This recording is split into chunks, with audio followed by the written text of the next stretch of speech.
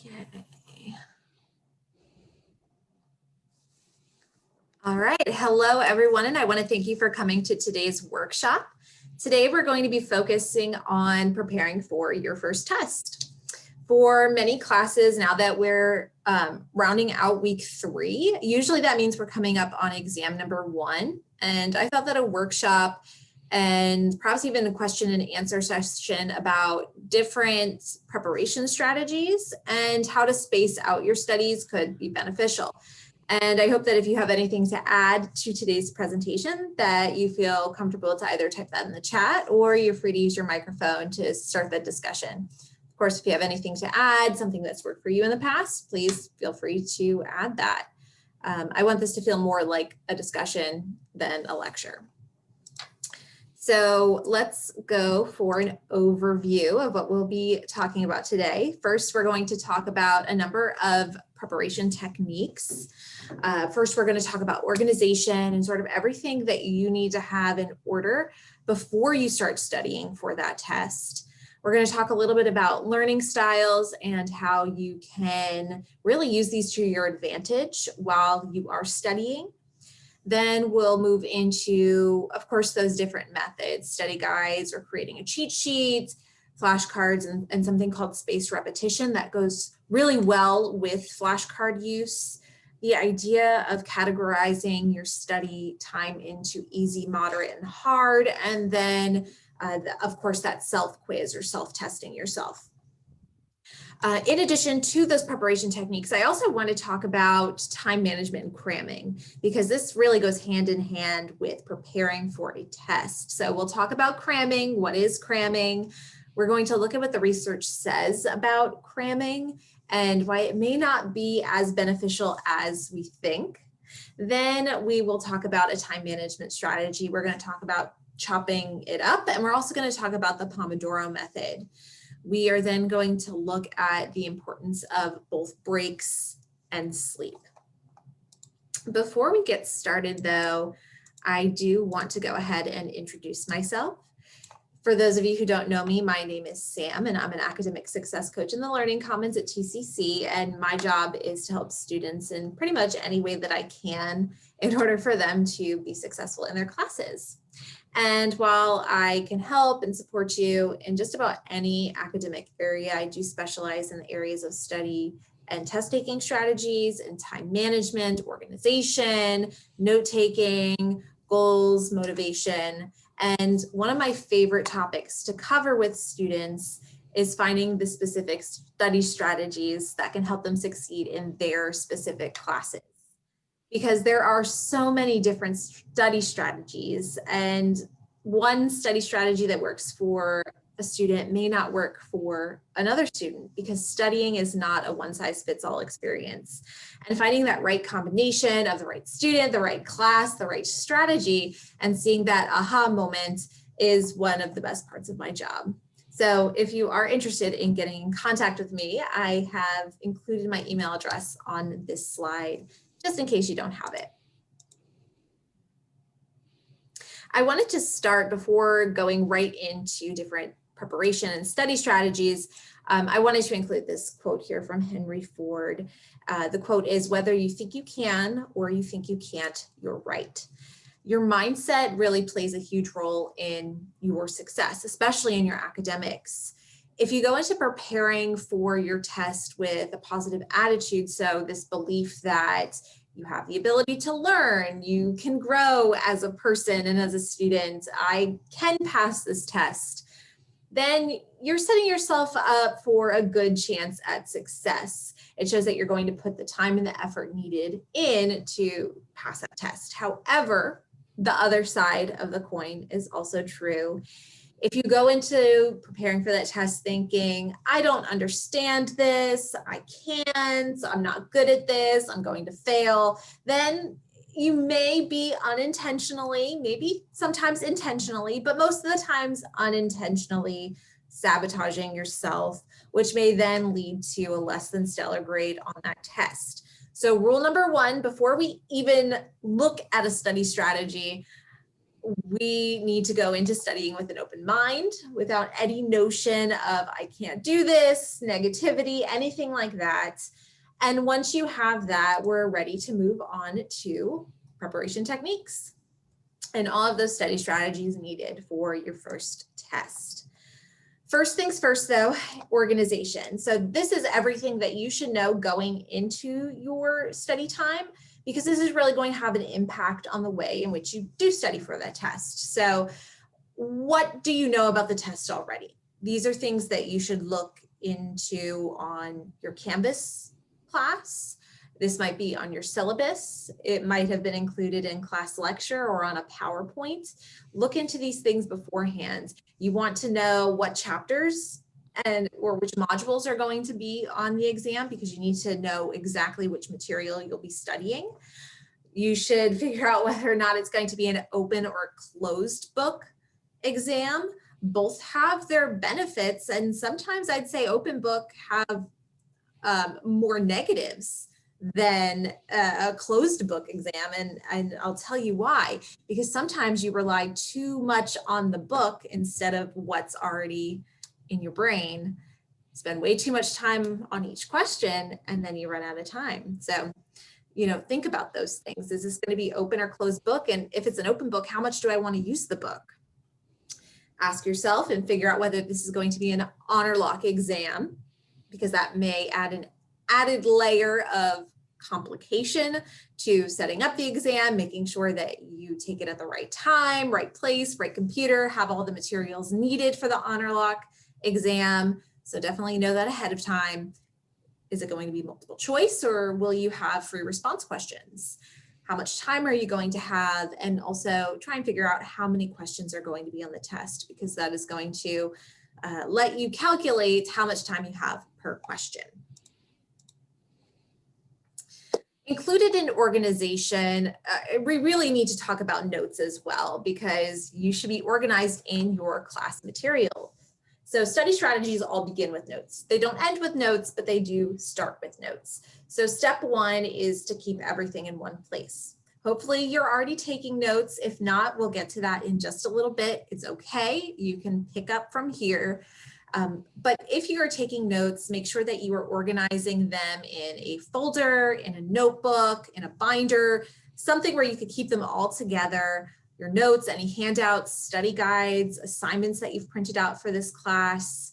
And then you want to make sure that you are reading through those notes and really highlighting and focusing on any big ideas, main ideas, big concepts, key terms, events, groups.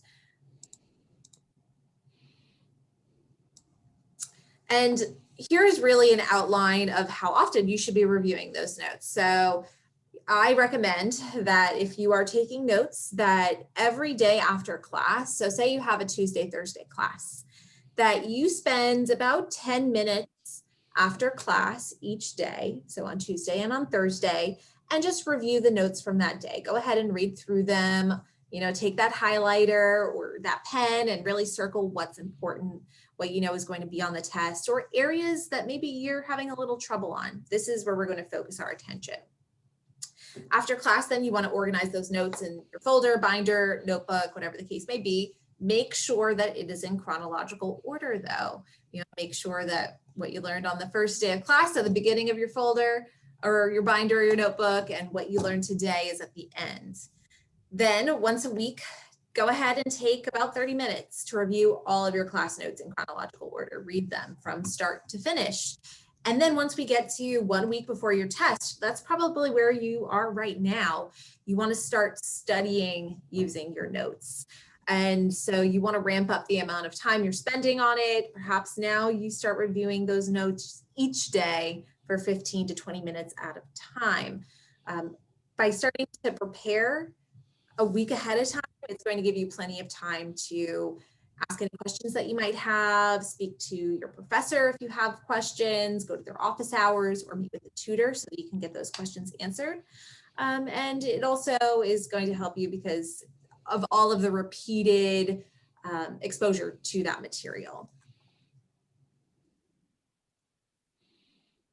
All right, so a question that I come across quite a bit is why should I take notes? If my professor provides a PowerPoint, why should I take notes? If my professor provides notes already, why should I take notes?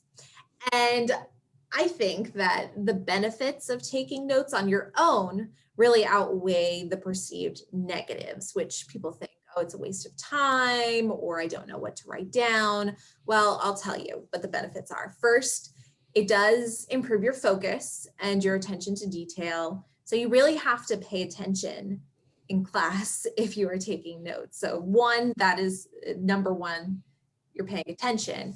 It promotes active learning and active listening, all very useful skills, both in and out of the classroom. It boosts your retention of the material, meaning that you are able to learn it and then recall it when it becomes important on a test. It teaches you to prioritize the most important information, so you know exactly what to write down. It extends your attention span, improves your organization of new or learned material, and depending on the way you take your notes, it could increase your creativity. So if you're taking notes using a mind map or a concept map, that's a creative process. All wonderful skills that can be used when you're taking your notes.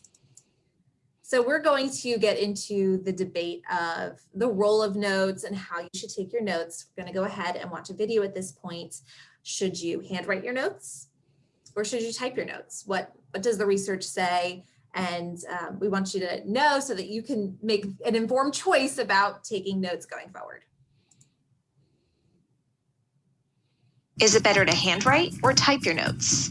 Researchers at Princeton University wanted to settle this debate.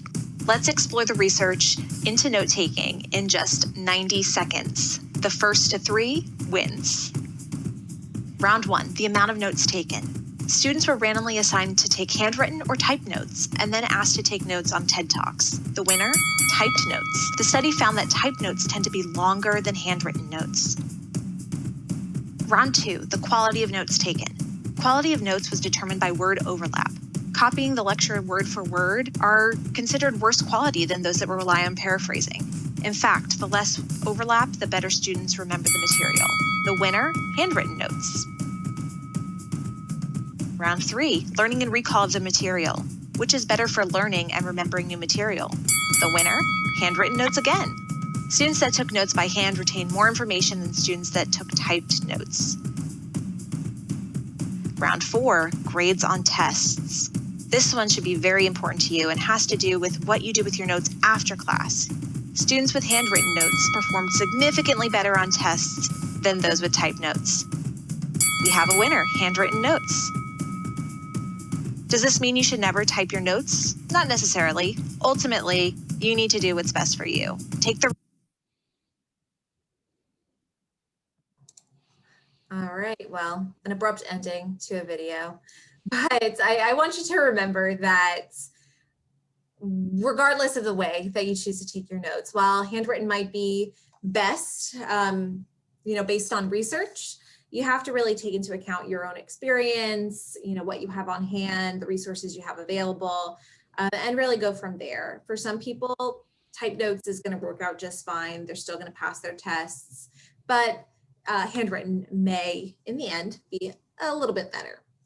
And while study strategies do begin with notes, they don't end with notes. I know I made that clear at the beginning, but we are going to move into now what you should be pairing your note-taking with. So obviously during class, take your notes, but pair it with another strategy. So we're going to talk a little bit about learning styles, or this idea of a learning style, and how this can play into the way in which you choose to study. I want to make it clear right from the beginning that learning styles are really a preference in the way in which you learn. It's not a requirement for learning. So students have the ability to learn in pretty much all learning styles. And there's really no evidence to suggest that students can only learn, or even that they learn more, if they are using their learning style or their learning preference. However, you can really use these learning preferences to your advantage while studying. So you probably can't help that your teacher lectures for an hour and 15 minutes. You can really use that and turn it into something that you prefer while you study. We're going to take a look at 4 different learning style preferences and ways in which you can use them to your advantage while studying. So first, visual learners. If you consider yourself a visual learner, then you may want to consider these methods of studying. So you could create a concept map. Instead of taking notes that are just, linear down the page, go ahead and create a concept map. Concept maps link the materials, to each other. It shows relationships between material. You could draw out a diagram or look at diagrams. You could create flowcharts.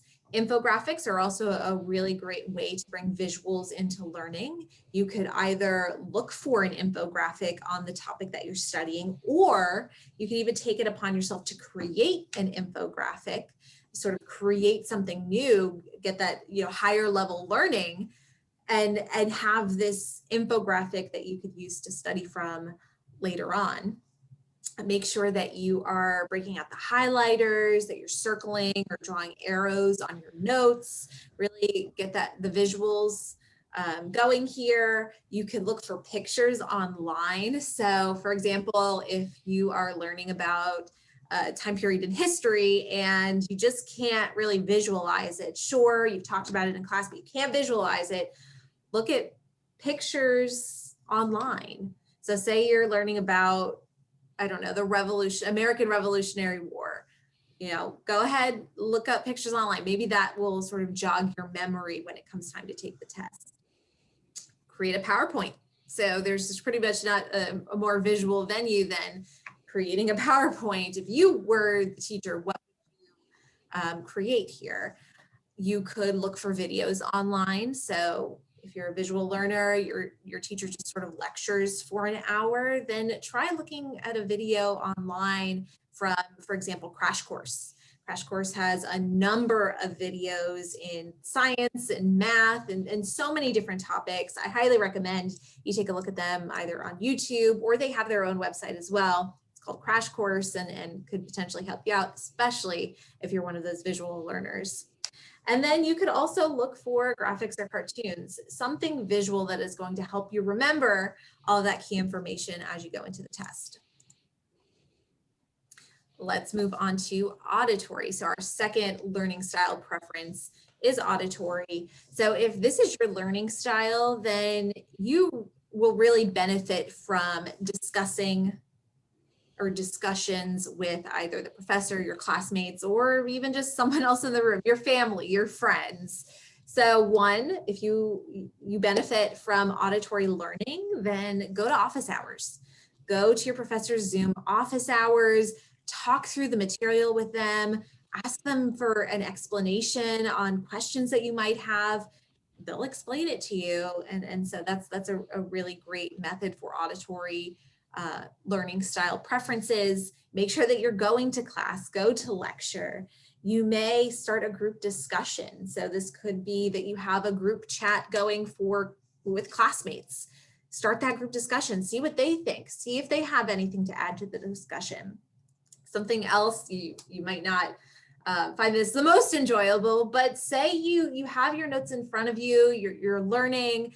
Record yourself giving sort of a mini lecture. If you were to boil it down to 5 minutes, if you were to boil down all of the material that you need to know into 5 minutes, record yourself, give that mini lecture, and watch it back. What did you miss? What do you need more information on? That could be a good method. Talk it out. When I say talk it out, you can either talk it out to yourself. So if you're in a room by yourself, but you just need to talk through a concept, just do it. No one's going to look at you. Or you could talk it out with a family member or a friend who may not know that material. You could serve sort of as instructor in that sense. Spread the knowledge with others. And then also study groups, which I find to be highly underutilized, especially now that we're virtual. Form a Zoom study group, meet with them for an hour once a week or twice a month, something along those lines. Come in with an agenda. So what do you want to talk about? And then take that time to really discuss with them the material and to study.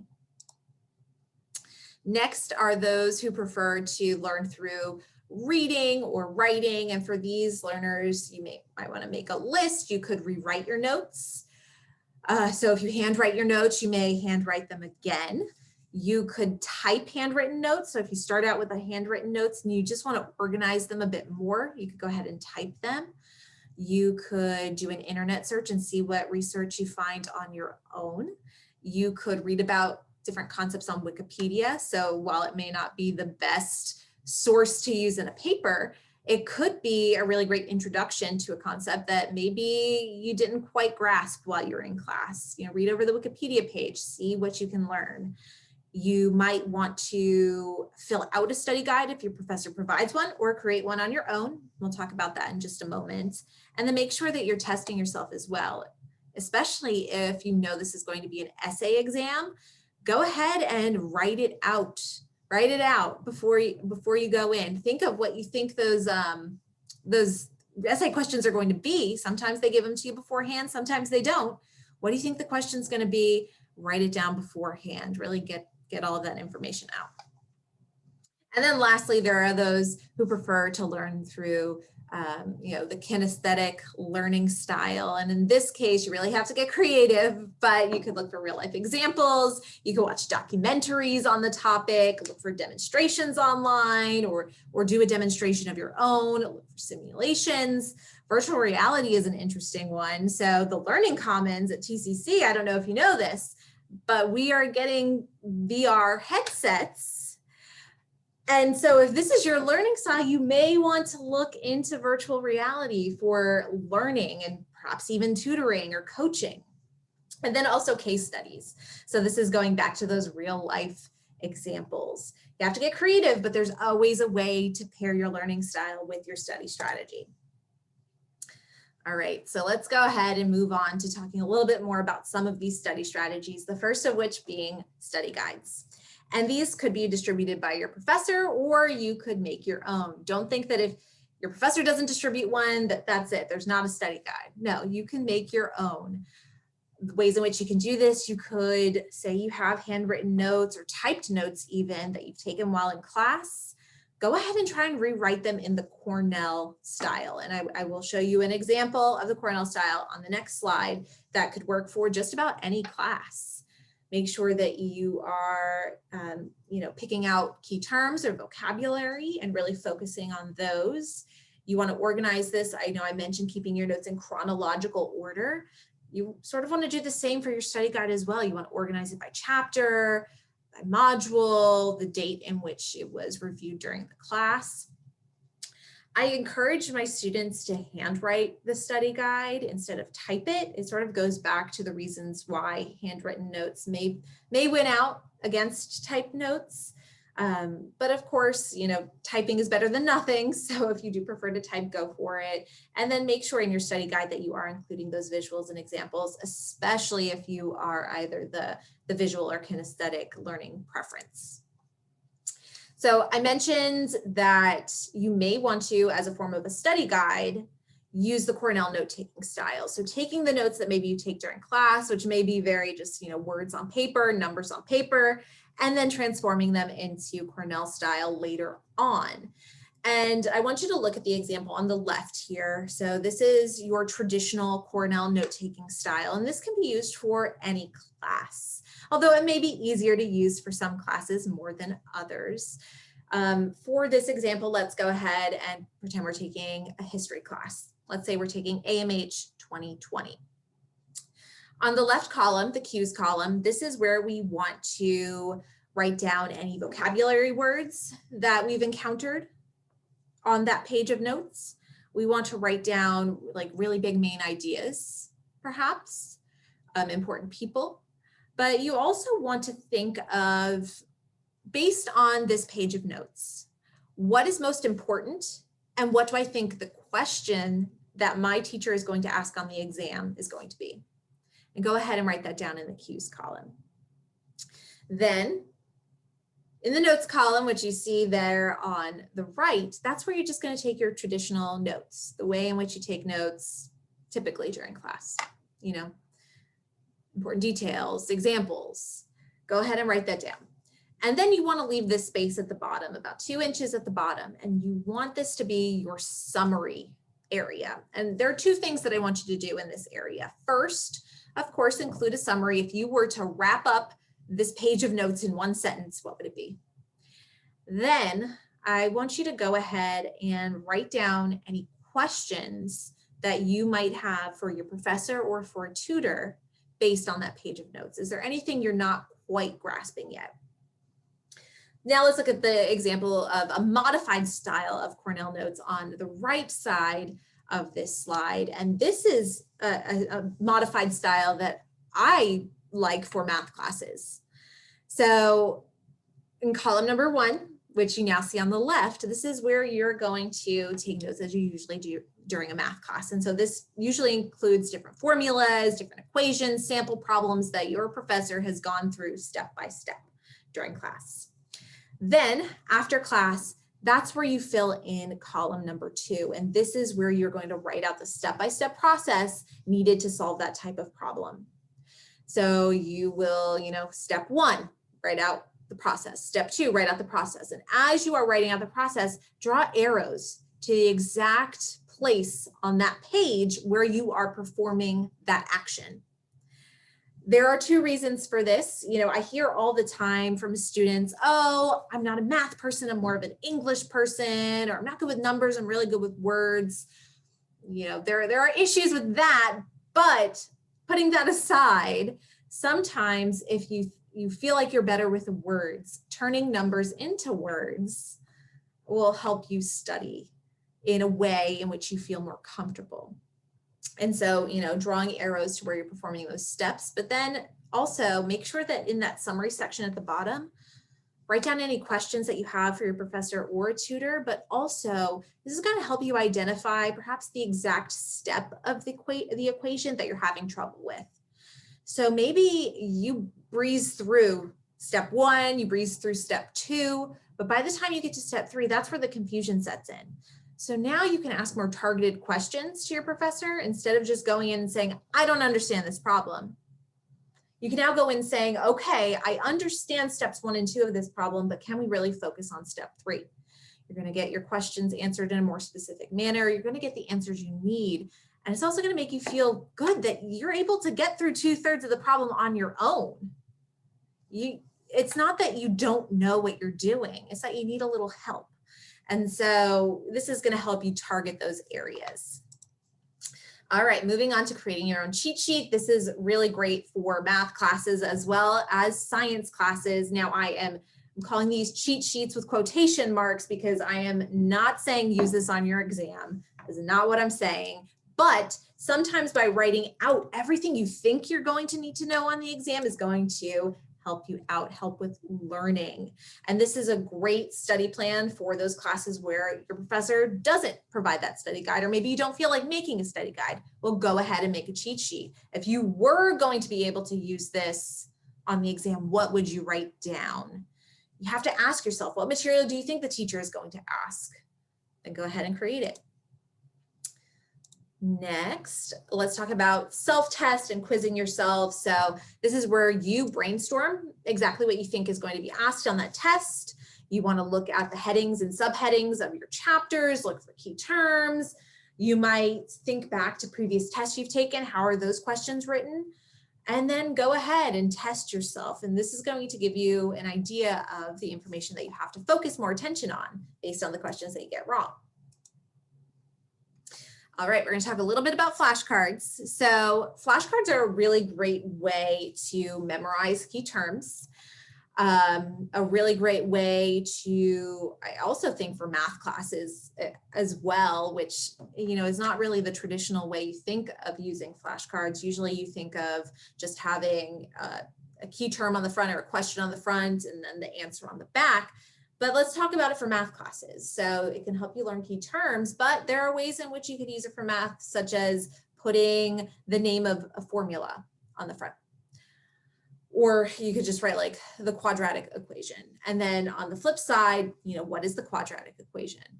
It could be that you write out an entire problem, from beginning to end. You've solved it on the front, and then on the back, you have a similar problem, one where you have to use the same steps and you have to go through and solve it. Or you could even use that, turning math into words approach, where you once again see the problem on the front and you have to on the back then meme out each step to solve that problem. But the question is, okay, you've got this pile of flashcards, but how do you use them? And I like to recommend this idea of spaced repetition. And spaced repetition is a study method that uses flashcards. And it's this idea that newer flashcards or more difficult flashcards should be reviewed more frequently. So in this example, you're going to go through your flashcards every day in that week leading up to the exam, or every couple of weeks leading up to the exam. Then as you get those flashcards correct, you're going to move them down the line. So I'm going to review them every day. If I get it right, I'm going to move it into pile number 2. Pile number 2 is review every other day. For those that I get wrong, for those that I answer incorrect, I'm going to leave them in the review every day pile. So you see what I'm saying? So as you get them correct, you move them down the line so that older and less difficult flashcards are reviewed less frequently. So eventually, once you get it correct in the review every other day pile, go ahead and move it to the review once a week pile. So now by the time you reach your exam, hopefully most of your cards are in the review once a week pile, while you can focus more attention on, the things that you need to review every day or every other day. The important thing here is that as you get flashcards incorrect, you have to move them backwards and start to review them more frequently. So let's say it's in the review every other day column, it moves down to review every other day, you get it to review once a week, but by the time you get to that flashcard, it's not quite cutting it anymore. You've got to move it back to review every other day. All right, so let's talk about this idea of categorizing your studying into 3 categories: easy, moderate, and hard. First, what you want to do is read through your notes, read through your study guides, look at any and all study materials that you might have. And for concepts, key terms, main ideas, chapters, sections, whatever it is that you feel really confident about, go ahead and write that down in the easy column. Then for concepts, key terms, main ideas, chapters, modules that it's maybe not easy for you, but it's not really all that difficult for you, go ahead and write it in the moderate column. This is material that you feel okay about. Then for concepts, key terms, main ideas, chapters, or sections that you know that you need to learn more about before you go into that test, go ahead and write it down in the hard column. Now, for concepts that you add to the easy column, this is material that you can just skim very briefly before you go into your test. This is not the material you want to worry about or focus your attention on. Now, for concepts that you add to the moderate column, this is where you want to do a partial reread of that chapter section, go through that PowerPoint, read the first sentence and the last sentence and see if that helps you better understand. See if you could ask a question of your professor or a tutor and see if that helps you move it to the easy category. If so, go ahead and do it. And then finally, for those concepts that you added to the hard column, do a full or partially full reread of that chapter section, of that PowerPoint, rewatch the lecture video, whatever you need to do to better understand it, because the goal is to move what's in the hard category over into the moderate category and eventually into the easy category. Something else that you could do for things that are maybe a little difficult for you, maybe the way that your professor is explaining it isn't quite cutting it. If so, look for that supplemental material you can find online. I mentioned Crash Course earlier, but you may want to look out on Khan Academy or seek assistance from a tutor as well. And I would like for you to not forget about your TCC resources as well. So remember that the Learning Commons is still available to you for both in-person and virtual tutoring. And we are open, many hours, even if you work. Sometimes there's an hour that you could catch for tutoring. Monday through Thursday, we're open 7:30 in the morning until 7:30 p.m. And then Fridays, we're open from 7:30 in the morning until 5 p.m. However, if those hours don't work for you, tutoring is still available. Look at Smart Thinking. You can use Smart Thinking to receive writing feedback on your papers. So you can submit the paper to Smart Thinking and they perform something called a professional review on it, giving you feedback on that paper. But it also has after hours tutoring for many subjects, math, science, any subject you can think of. Check out Smart Thinking if it's after hours. And Smart Thinking is a platform that can be accessed through your classes on Canvas. So you'll likely see on the left side navigation of your Canvas classes, it may say Smart Thinking Online Tutoring. Go ahead and click that. It'll launch you into the platform. All right, let's very briefly go through time management and cramming. We're going to talk about what to do and what not to do. So what is cramming? You know what cramming is. You've got that first exam coming up. You heard your professor talk about it in class. Maybe it was on the PowerPoint. Maybe you saw it on Canvas. You tell yourself, I'm going to get to it. No, don't worry. I'm not worried. I'm going to get to it. I'll get to it later. Maybe I'll get to it this weekend. That's fine. And if I don't, it's still fine. Like I still got a week. It's fine. Now we're about the day before the test and you're feeling a little bit stressed. You're thinking about it at this point. It's on your mind. You've got, a few chapters to read. Maybe you haven't looked at them yet. You've got quite a bit to look over. You think you've got a few hours of study time ahead of you. Even though you're stressed, you wake up stressed that morning thinking about it, you still put it off until around dinner time. So you have dinner, then you decide, okay, it's time for me to really sit down now and get this material done so I can get some sleep. So what do? You spend the next 7 hours downing all the coffee in your apartment and you study to the best of your ability. And you read this and you read that and you open Canvas and you look at PowerPoint, listen to the lecture, end up dozing off at 2 in the morning.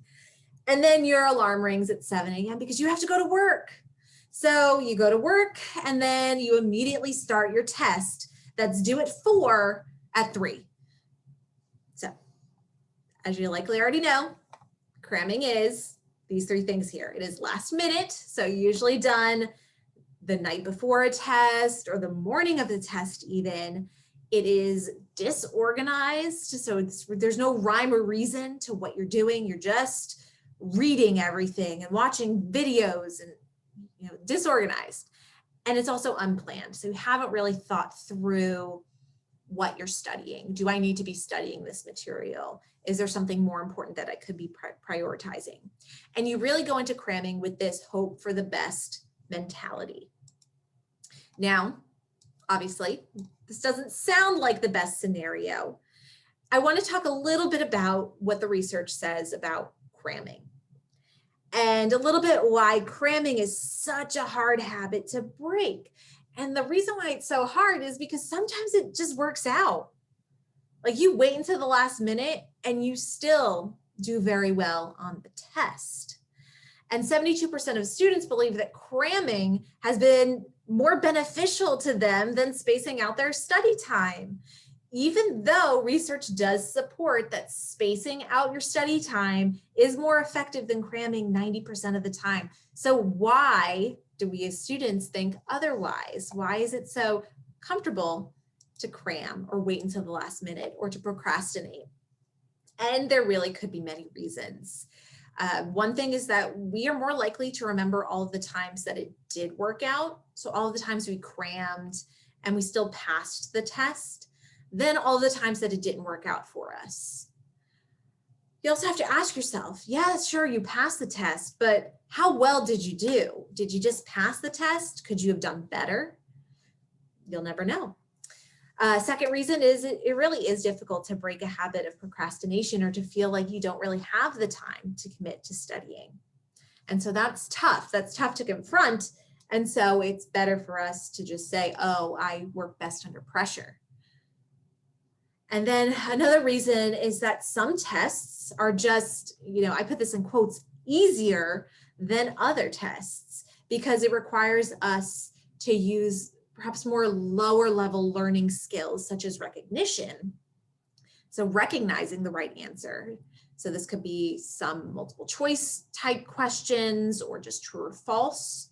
So just sort of recognizing, oh, I remember seeing that in the book, that must be the right answer, instead of truly analyzing or applying or explaining. Sometimes those more higher level questions are more difficult, especially when you've crammed. So what should you try instead? I recommend something called Chop It Up. So cramming forces you to just take in all of the material all at once, meaning that you end up completing a marathon of low quality studying. So I recommend breaking your study schedule into smaller chunks. So on Monday, I'm going to go through chapter 1. I'm going to dedicate an hour to it. Tuesday, going to go over chapter 2. That's only going to take me 30 minutes. Not that long of a chapter. Chapter 3, let's do that on Wednesday. And it's a bit longer. Let's go ahead for 1 hour.